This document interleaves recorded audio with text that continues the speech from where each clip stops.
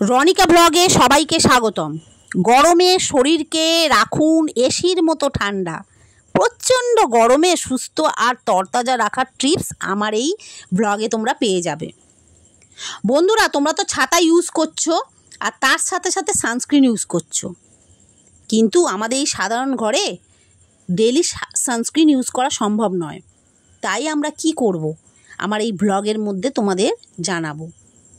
আমাদের গরমেতে যেটা খেতে হবে সেটা হচ্ছে তাল শাঁস।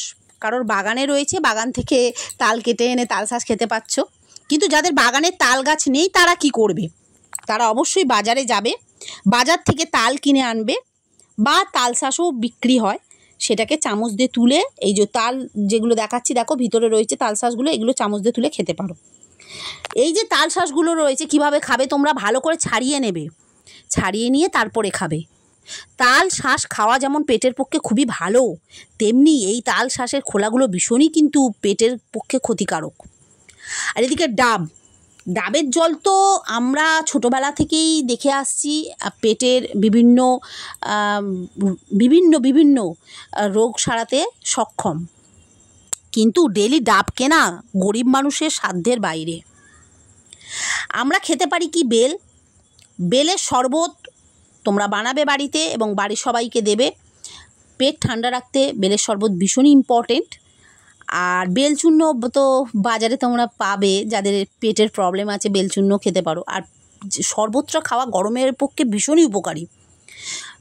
আর এই দিকে যে ফলটা তোমাদেরকে দেখাচ্ছি সেই ফলটা গ্রামেগঞ্জে, মানে গ্রামের লোক যারা আমার ভিডিও দেখছেন তারা নিশ্চয়ই বুঝতে পাচ্ছেন এই ফলটার নাম কি। পাচ্ছেন তো? বুঝতে পাচ্ছেন? বলুন তো কি, কমেন্টে জানাবেন। আর যারা জানো তারা কমেন্টে জানাবে, আর যারা জানো না তাদের বলেই দিই কি। এই ফলটা হচ্ছে জাম, কালো জাম। তোমরা ভালো করে খাবে, এটা একমাত্র গরমের ফল। কিন্তু এই জামের যে বিচিগুলো আছে সেগুলোকে ভালো করে গুঁড়ো করে সুগার রুগীদের খাওয়াবে, সুগারের পক্ষে ভীষণ উপকারী। আর এই দিকে দেখো আমরা বাজার থেকে বিভিন্ন ধরনের জিনিস কিনে নিয়ে এসে সেটাকে শরবত বানিয়ে খাই, কিন্তু ওই যে কালারটা আমাদের ভীষণই কিডনির পক্ষে ক্ষতিকারক। তো কিডনিটাকে তো আমাদের বাঁচাতে হবে, তার জন্য কি আমরা শরবত খাবো না? অবশ্যই খাবো। কিভাবে খাবো? আমটাকে পুড়িয়ে এর খোলাগুলোকে ছাড়িয়ে নেবে, তারপরে শরবত করে নেবে। সেই শরবতটা খেলে আমাদের কিডনি কোনো রকম ক্ষতি করবে না। আর এই দিকে দেখো জল।